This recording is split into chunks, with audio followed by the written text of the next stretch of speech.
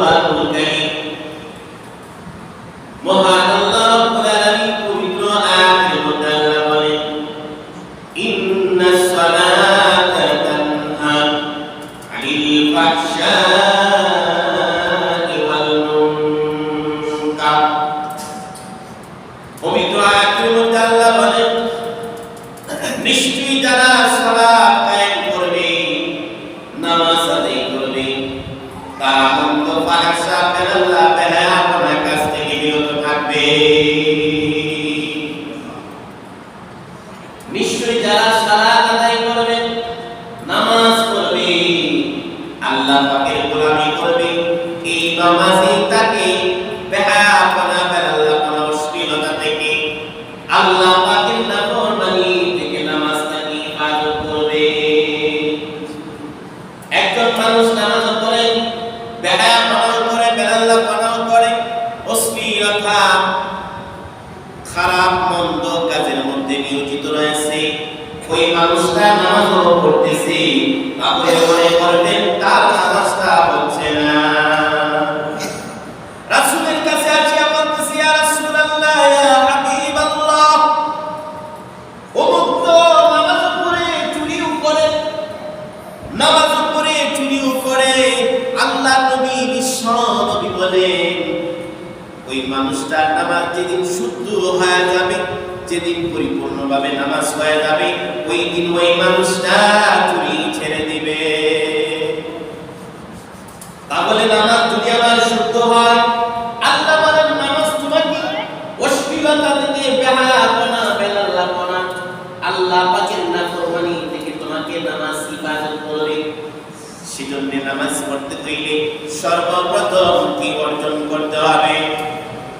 পবিত্রতা অর্জন করতে হবে। পবিত্রতা ছাড়া নামাজ হয় না। আসসালাতু মিফতাহুল জান্নাহ যেরকম নামাজ হলো বেহেশতের চাবি ঠিক তেমনি আল ওযু মিফতাহুস সালাহ ঠিক তেমনি ভাবে ওযু হলো নামাজের চাবি। সেজন্য ওযুর মধ্যে আমার ফরজিয়ত আদায় করতে হবে, ওযুর মধ্যে আমার মুস্তাহাব আদায় করতে হবে, ওযুর মধ্যে আমার সুন্নাতগুলো পালন করতে হবে। ওযুর মধ্যে ফরজ আছে 4টা। এক নাম্বার ফরজ হলো আমার মুখমণ্ডল ভালোভাবে ধৌত করতে হবে।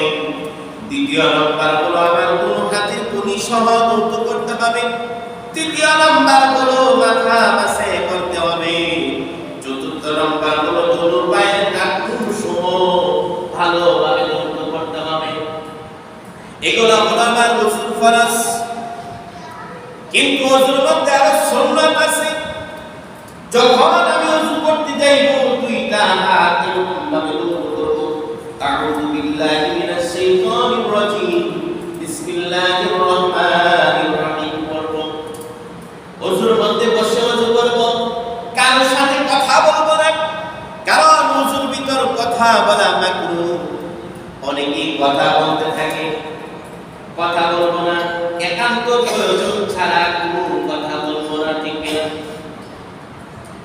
কুলি করব 3 বার 4 বার নয়, 3 বার কুলি করতে হবে, 3 বার নাকে পানি দিতে হবে, 3 বার মুখমণ্ডল ধৌত করতে হবে, 3 বার হাতে কনি সহ ধৌত করতে হবে, মাথা মাসাই করতে হবে, দুনো পায়ের টাকনু সহ 3 বার ভালো করে ধৌত করতে হবে। এগুলো হলো সুন্নাত। আর মাথার মাসে করা হলো মুস্তাহাব। আমার ওযুটা যখন পরিপূর্ণভাবে হয়ে যাবে ওই ওযুর মাধ্যমে যখন আমি নামাজ পড়ব নিশ্চয়ই ওই নামাজটা যদি কবুল হয় তাহলেই তো আল্লাহ তাআলা আমাকে অশ্লীল বেহায়া বেলাল্লাহপনা থেকে আল্লাহ হিফাজত করবে। কিন্তু ওযুর মধ্যে আমাদের সিস্টেম ঠিক নেই। একটা দুই না আরেকটা দুই না, জানলেও ভালো করে দুই না, অথবা জানি না জানার চেষ্টাও করি না। ওযু করার পর মসজিদের ভিতরে যখন আসবো তখন 2 রাকাত নামাজ পড়ব, তাহিয়াতুল ওযু নামাজ পড়ব, অথবা দুখুলুল মসজিদ পড়ব। ওযুর শেষে আমি আকাশের দিকে তাকায়া শাহাদাত আঙ্গুল উঁচু করে বলবো আশহাদু আল্লা ইলাহা ইল্লাল্লাহ ওয়া আশহাদু আন্না মুহাম্মাদান আবদুহু ওয়া রাসূল। যখন আমি ওযু করে মসজিদের দিকে আসতে থাকবো, প্রত্যেকটা কদমে কদমে নেকি হইতে থাকবে। ওই মানুষটা যখন মসজিদের ভিতর ঢুকবে, আল্লাহর নবী বিশ্বনবী বলেন ওই মানুষটাকে ঈমানদার হিসাবে তোমরা সাক্ষী দিয়ে দাও, সাক্ষী দিয়ে দাও। ইদা রাআইতুম রাজুলা ইয়াতাআহাদুল মাসজিদা ফাশহাদু লাহু বিল ঈমান। আল্লাহু আকবার। আমি যখন মসজিদে আসবো, রাস্তার সুন্নতগুলো পালন করে করে আসবো, নাজায়েজ জিনিসের দিকে দৃষ্টিপাত করব না। মসজিদের দিকে আসবো, রাস্তার সুন্নতগুলো পালন করব, কারণ সাথে কোনো মন্দ আচরণ করব না, গীবত শিকায়াত করব না। যেখানে দৃষ্টিপাত করা যাবে না সেখানে দৃষ্টিপাত করব না। এমন ভাবে যখন আমি মসজিদের ভিতর প্রবেশ হইব, ডান পা যখন রাখবো মসজিদের ভিতরে, দোয়া করব। কি দোয়া করব জানেন তো? আল্লাহুম্মা ইফতাহলি আবওয়াবা রাহমাতিক। আল্লাহুম্মা ইফতাহলি, বলুন আল্লাহুম্মা ইফতাহলি আবওয়াবা রাহমাতিক। আয় আল্লাহ, আপনার রহমতের দরওয়াজাগুলো আমার জন্য খুলে দেন। তখন আল্লাহ পাকের রহমতের দরওয়াজাগুলো ওই বান্দার জন্য ঠাস ঠাস করে খুলে দেয়। মসজিদের ভিতরে যখন প্রবেশ করিব, প্রবেশ হওয়ার পর দুখুলুল মসজিদ, 2 রাকাত নামাজ পড়ব, অথবা তাহিয়াতুল ওযু 2 রাকাত নামাজ পড়ব। যদি তাহিয়াতুল ওযু 2 রাকাত নামাজ পড়ি কি পরিমাণ নেকি হবে? আল্লাহর নবী বিশ্বনবী সরকারে দু আলম মুহাম্মদ আরবি সাল্লাল্লাহু আলাইহি ওয়াসাল্লাম বেলালকে ডাক দিয়ে বলো, বেলাল, মেরাজের রজনীতে আমি যখন জান্নাতের ভিতর ভ্রমণ করতেছিলাম, আমার কানের ভিতর আমার কানে আওয়াজ আসতেছে, তুমি স্যান্ডেল পাও দিয়া আমার আগে আগে তুমি জান্নাতের ভিতর হাঁটতেছো। ও বেলাল, তোমার কি আমল ছিল যে আমলের কারণে দুনিয়ার মধ্যে থেকে তুমি জান্নাতে হাঁটো? হযরত বেলাল হাবশী রাদিয়াল্লাহু তাআলা বলেন, ইয়া রাসূলুল্লাহ, আমার বিশেষ কোনো আমল নাই। আমি যখনই ওযু করতাম, আমি কি করতাম? যখনই ওযু করতাম 2 রাকাত তাহিয়াতুল ওযুর নামাজ পড়তাম। এই নামাজের বিনিময়ে আল্লাহ তাআলা ওই মানুষটাকে দুনিয়া থেকে জান্নাতের ভিতর আনার ব্যবস্থা করে দিয়েছে। মসজিদের ভিতর যখন প্রবেশ হয়ে গেলাম, আমার আমলনামায় কি পরিমাণ নেকি হয়ে গেল? সর্বপ্রথম যে আসবে, একটা উট কুরবানি করলে যে পরিমাণ সওয়াব, এরপর একটা গরুর ষাঁড়, এরপর দুম্বা, ভেড়া, মহিষ, ছাগল, মুরগির বাচ্চা, ডিম, চামড়া পরিমাণ আল্লাহর রাস্তায় দান করলে যে পরিমাণ নেকি হয়, তার আগমনের মাধ্যমে আল্লাহ তাআলা সেই পরিমাণ নেকি দিয়ে দিবে। এই নেকিগুলা পাওয়ার জন্য আমার করণীয় কি, বর্জনীয় কি? প্রত্যেকটা জিনিসের একটা নিয়ম নীতি আছে। এই নেকি নেওয়ার জন্য আমার করণীয় কি, বর্জনীয় কি? এই নেকি নেওয়ার জন্য সর্বপ্রথম জুমার দিন মসজিদের ভিতর আছি, আমি 4 রাকাত কি নামাজ পড়ব কাবলাল জুমা।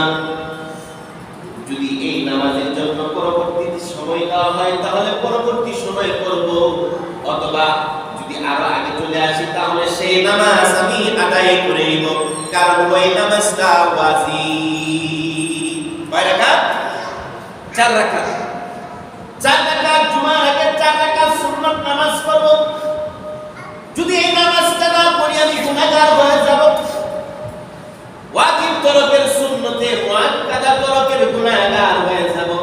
অথচ আমি মনে করতেছি জুমার দিন মসজিদে গিয়েছি আমল করার জন্য, নেকি করার জন্য, কিন্তু মসজিদ থেকে আমি গুনাহ নিয়ে আসতেছি। আমি 4 রাকাত সুন্নাত নামাজ পড়ে বসে যাব, কোনো কথা বলবো না, কারণ মসজিদের ভিতর কথা বলা হারাম। কি বলুন? কথা বলা কি হারাম? আমরা মনে করি আরাম। আল্লাহ বলে হারাম, কিতাবে বলে হারাম, হাদিসে বলে হারাম, কিন্তু আমরা একজন আরেকজন কথা বলাটাকে আরাম মনে করছি। কিনা? কথা বলা যাবে? কথা বলা যাবে না। যদি কথা বলেন তাহলে কি হবে? কথা বলবে, আল্লাহর ফেরেশতারা ডাক দিয়ে বলবে, উসকুত ইয়া ওয়ালি আল্লাহ, উসকুত ইয়া ওয়ালি আল্লাহ, হে আল্লাহর বন্ধু চুপ করেন, হে আল্লাহর বন্ধু চুপ করেন, কথা বলিয়েন না।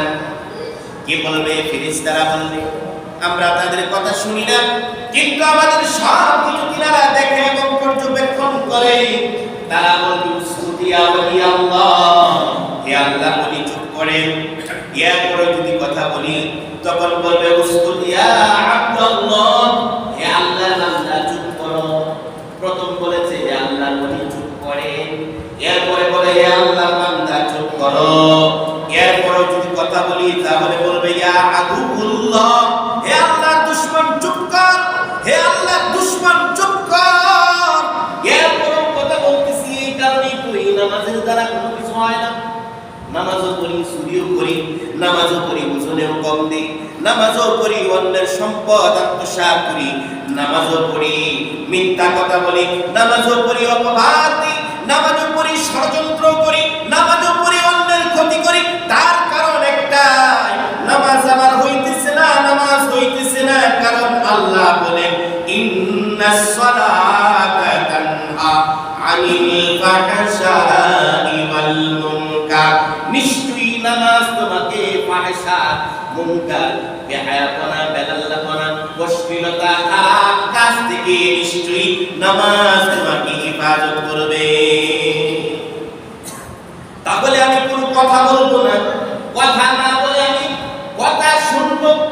একটা মাসআলা শুনলে 1000 রাকাত নফল নামাজের চেয়ে বেশি সওয়াব হবে। একটা ওয়াজ শুনলে, ওয়াজ শোনা, শরীয়তের ওয়াজ শোনা, মাসআলা মাসাইল শোনা ফরজে আইন। আমরা ফরজকে তলব করতেছি, এই কারণে অনেক গুনাহগার হয়ে যাচ্ছি। শরীয়তের মাসআলা, ওয়াজ নসিহত শোনা হেদায়েতের উদ্দেশ্যে ফরজে আইন। ফরজ তরফের গুনাহ থেকে আমরা কি থাকবো? বিরত থাকবো, তাহলেই তো নেকি হবে। অন্যথায় নেকি তো দূরের কথা, শুধু পাপ আর পাপই হবে। আমরা প্রত্যেকটা কথা শুনবো, আমল করবো, ইবাদত বন্দেগী করবো। ওই মানুষটা যখন চুপ করে মসজিদের ভিতর কোরআন এবং হাদিসের কথাগুলো শুনে অজস্র রহমত, অজস্র বরকত ওই মানুষটার উপর বর্ষিত হইতে থাকে। যেই কারণে ওই মানুষটা আস্তে আস্তে করে আখলাক চরিত্র পরিবর্তন হয়ে যায়। আসল নামাজি যদি হয় তাহলে ওই মানুষটার আখলাক চরিত্র ব্যবহার আস্তে আস্তে পরিবর্তন হয়ে যাবে, ঠিক না? তা না হইলে দেখবেন নামাজ পড়েন, মানুষ বলবে এটা নামাজ পড়ে আবার মিথ্যা কথা বলে, এটা নামাজ পড়ে আবার চুরি করে।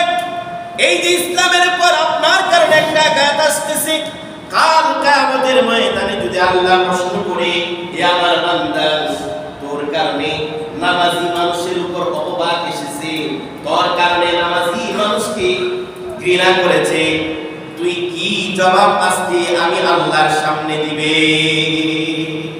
দেওয়ার কোনো ক্ষমতা আছে? দেওয়ার কোনো শক্তি আছে? নাই, নাই, কোনো শক্তি নাই। আরে ভাই, পৃথিবীর জমিনে কয়দিন আর বাঁচবো? 60 থেকে 65 বছর, এরপর চলে যেতে হবে।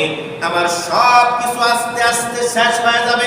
পৃথিবীর জমিনে আসার সিরিয়াল আছে, যাওয়ার সিরিয়াল নাই। অতএব যতদিন আমি থাকবো পৃথিবীর জমিনে, ততদিন গোলামি করব কার? একটু জুড়ে বলুন আল্লাহ। কার গোলামি করব? আল্লাহর গোলামি করব। সেজন্য যখন বান্দাটা নামাজে দাঁড়ায়, বান্দাটা যখন নামাজে দাঁড়ায়, কিভাবে নামাজ পড়বে, কিভাবে ইবাদত করবে, আল্লাহর নবী বিশ্ব নবী বলে দেন, যখন তুমি নামাজে দাঁড়াইবা, আনতা আবুদুল্লাহ কাআন্নাকা তারা, আনতা আবুদুল্লাহ কাআন্নাকা তারা, ফাইন লাম তাকুন তারাহু ফাইন্নাকা ইয়ারা। আল্লাহর নবী বিশ্ব নবী বলেন, যখন তুমি সালাত আদায় করবে, যখন তুমি নামাজ পড়বে, তখন তুমি নামাজে দাঁড়ায় মনে করবে আল্লাহকে তুমি তোমার দুই চোখে তুমি দেখতেছ। কিরকম ধারণা করতে হবে? আমি আপনি যখন নামাজে দাঁড়াইব তখন কেমন ধারণা করতে হবে? আমি আপনি আল্লাহকে দেখতেছি, আনতা আবুদুল্লাহ কাআন্নাকা তারা। রাসূল বলেন আনতা আবুদুল্লাহ কাআন্নাকা তারা। যখন তুমি নামাজ পড়বে তুমি মনে করবে আল্লাহকে তুমি দেখতেছো, অথচ আল্লাহকে কি আমরা দেখি? ফা ইল্লাম তাকুন তারাহু। আবার রাসূল বলেন যদি তুমি আল্লাহকে না দেখো, ফা ইল্লাম তাকুন তারাহু, যদি তুমি আল্লাহকে না দেখো, ফা ইন্নাহু ইয়ারাকা, নিশ্চয়ই আল্লাহ তোমাকে দেখতেছে। আল্লাহকে আমি দেখি না ইবাদত করলে, আল্লাহকে দেখি না। রাসূল বলেন তুমি এমন ভাবে ইবাদত করবে যে তুমি আল্লাহকে দেখতেছো। যদি তুমি আল্লাহকে না দেখো তাহলে তুমি মনে করবে আল্লাহ তোমাকে দেখতেছে। আর দুনিয়ার মধ্যে যদি একটা কসমেটিকের দোকানে যান, সেখানে সিসি ক্যামেরা থাকে, এমন কাজ আপনার দ্বারা প্রকাশ যেন না পায়। আপনার মনের মধ্যে একটা ভয় থাকে, সিসি ক্যামেরাতে আমার দেখতেছে, আমি যদি একটা কসমেটিকের জিনিস পকেটে ঢোকায় ফেলি তাহলে আমাকে চোর সাব্যস্ত করবে। ঠিক তেমনি ভাবে আমি আপনি নামাজ পড়তেছি, নামাজের মধ্যে কি হয়? রাসূল বলেন নামাজের মধ্যে চুরি করে। ওই কেমনে চুরি করে? নামাজের মধ্যে এমন ভাবে সিজদা দেয়, সিজদা দিতে দেরি, উঠাইতে আরো তাড়াতাড়ি। ঠিক কি না? তাহলে নামাজ পড়তে হবে এমন ভাবে আমি মনে করব আল্লাহকে আমি দেখতেছি। যদি দেখা না যায় তাহলে মনে করতে হবে কি আমাকে দেখে, আল্লাহ আমাকে দেখে। এমন ভাবে যদি সিজদাটা দেওয়া হয়, আল্লাহর নবী বিশ্ব নবী বলেন আকরাবু ইনদাল্লাহ, বান্দাটা ওই সিজদার মাধ্যমে আল্লাহর নৈকটবর্তী হয়ে যায়। আল্লাহ তাআলা কোরআন কারীমের মধ্যে বলেন ইন্নাস সালাতা তানহা আনিল ফাহশাই ওয়াল মুনকার, নিশ্চয়ই নামাজ মানুষকে বেহায়া বেলাল্লাহ অশ্লীল কথাকে খারাপি থেকে মানুষকে নামাজ হেফাজত করবে।